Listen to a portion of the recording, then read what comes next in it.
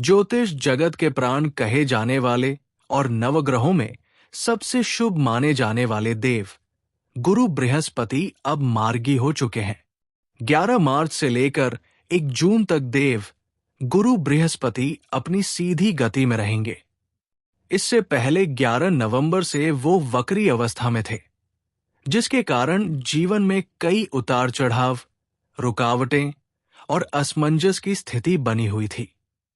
अब जब गुरु मार्गी हो गए हैं तो परिस्थितियां धीरे धीरे अनुकूल होने लगेंगी और रुके हुए कार्य गति पकड़ने लगेंगे। ध्यान रखिएगा कि इस समय देव गुरु बृहस्पति अतिचारी अवस्था में भी चल रहे हैं।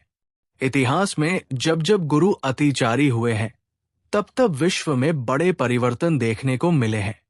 प्रथम विश्व युद्ध के समय भी गुरु अतिचारी थे। द्वितीय विश्व युद्ध के समय भी यही स्थिति बनी थी और महामारी के समय भी यही स्थिति देखी गई थी। इसलिए ये समय परिवर्तन का संकेत अवश्य देता है, परंतु व्यक्तिगत जीवन में इसके फल व्यक्ति की राशि और स्थिति के अनुसार भिन्न होते हैं। यदि सिंह राशि की बात करें तो देव गुरु बृहस्पति सदैव योगकारक ग्रह माने जाते हैं। जब योगकारक ग्रह मार्गी हो जाए तो समझ लीजिए कि भाग्य की गति तेज होने वाली है। इस समय गुरु सिंह राशि के लिए एकादश भाव में स्थित है। एकादश भाव इच्छाओं की पूर्ति, लाभ और उपलब्धियों का स्थान होता है। यदि अब तक आपकी कुछ इच्छाएं अधूरी रह गई थी, कोई लक्ष्य पूरा नहीं हो पाया था, तो अब धैर्य रखिए। देव गुरु बृहस्पति उसी भाव में मार्गी हुए हैं जहां से इच्छाओं की पूर्ति और लाभ का मार्ग खुलता है। एकादश भाव से मिलने वाला लाभ केवल धन तक सीमित नहीं होता। ये लाभ पद, प्रतिष्ठा, कार्यक्षेत्र में उन्नति, समाज में सम्मान और सही लोगों से जुड़ने के अवसर के रूप में भी मिलता है। बड़े भाई, मित्रों और सामाजिक संपर्कों से भी इस समय आपको सहयोग और लाभ मिलने की संभावना बनती है। अब गुरु की 3 विशेष दृष्टियां होती है और इन्हीं दृष्टियों में इस गोचर का वास्तविक रहस्य छिपा हुआ है। गुरु जिस भाव पर दृष्टि डालते हैं उस भाव को पवित्र और शक्तिशाली बना देते हैं। गुरु की पहली दृष्टि तीसरे भाव पर पड़ रही है। तीसरा भाव साहस, पराक्रम और आत्मविश्वास का स्थान होता है। इसका अर्थ यह है कि आने वाले समय में आपका आत्मविश्वास पहले से कई गुना बढ़ सकता है। जब आत्मविश्वास के साथ ईश्वर की कृपा भी जुड़ जाती है, तब व्यक्ति अपने लक्ष्य के और अधिक निकट पहुंच जाता है।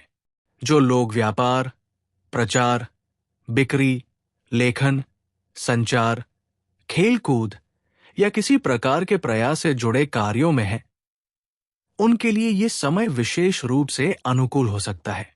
छोटी यात्राओं के योग भी बन सकते हैं और उन्हीं यात्राओं से लाभ के अवसर प्राप्त हो सकते हैं। गुरु की दूसरी दृष्टि पंचम भाव पर पड़ रही है। पंचम भाव ज्ञान, निर्णय, संतान और रचनात्मकता का स्थान होता है। विशेष बात यह है कि सिंह राशि के लिए गुरु पंचम भाव के स्वामी भी माने जाते हैं। इसलिए अपने ही भाव पर उनकी दृष्टि पड़ना अत्यंत शुभ माना जाता है। जिन लोगों को संतान सुख की प्रतीक्षा है, उनके लिए ये समय अनुकूल संकेत दे सकता है। जिनकी संतान है, उनके विकास, शिक्षा और उन्नति में भी अच्छे परिणाम देखने को मिल सकते हैं। यदि आप कला से जुड़े हैं, जैसे संगीत, नृत्य या किसी भी प्रकार की रचनात्मक गतिविधि में लगे हुए हैं, तो देव गुरु बृहस्पति का आशीर्वाद आपको विशेष रूप से आगे बढ़ा सकता है। पंचम भाव बुद्धि और निर्णय का भी स्थान होता है। इसलिए कोई महत्वपूर्ण निर्णय लेने में आपको सही मार्गदर्शन मिल सकता है। किसी गुरु, मार्गदर्शक या अनुभवी व्यक्ति की सलाह आपके जीवन की दिशा बदल सकती है। अब गुरु की सबसे महत्वपूर्ण दृष्टि की बात करें तो वो है नवम दृष्टि। ये दृष्टि सीधे सप्तम भाव पर पड़ रही है। सप्तम भाव व्यापार, साझेदारी और सार्वजनिक जीवन से जुड़ा होता है। इसका अर्थ ये है कि व्यापार में नए अवसर मिल सकते हैं, साझेदारी में लाभ हो सकता है और कार्यक्षेत्र में उन्नति के संकेत बन सकते हैं। जब कर्म और भाग्य दोनों एक साथ काम करने लगते हैं, तभी व्यक्ति अपने जीवन में बड़ी उपलब्धियां प्राप्त करता है।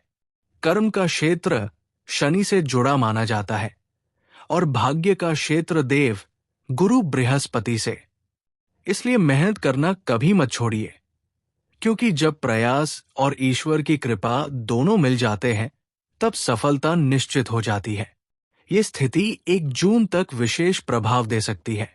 उसके बाद गुरु 12वें भाव में प्रवेश करेंगे और वहां उच्च स्थिति में माने जाएंगे। उस समय भी कई प्रकार की बाधाएं धीरे धीरे दूर होने लगेंगी और जीवन में आध्यात्मिक तथा आंतरिक उन्नति के संकेत मिल सकते हैं। यदि उपाय की बात करें तो गुरु को प्रसन्न करने का सबसे श्रेष्ठ मार्ग है सद्गुणों का पालन करना, संतों और विद्वानों का सम्मान करना, उनके आशीर्वाद लेना और सात्विक कार्यों में मन लगाना गुरु को बल देता है। यदि आपको गुरु मंत्र प्राप्त है तो उसका नियमित जप करना भी अत्यंत शुभ माना जाता है। तीर्थ स्थानों की यात्रा करना और धर्म से जुड़े कार्य करना भी देव गुरु बृहस्पति को प्रसन्न करने के श्रेष्ठ उपाय माने गए हैं। जब व्यक्ति सात्विकता, श्रद्धा और सकारात्मक कर्मों के साथ आगे बढ़ता है तो देव गुरु बृहस्पति उसके जीवन में ज्ञान, उन्नति और भाग्य का प्रकाश अवश्य फैलाते हैं।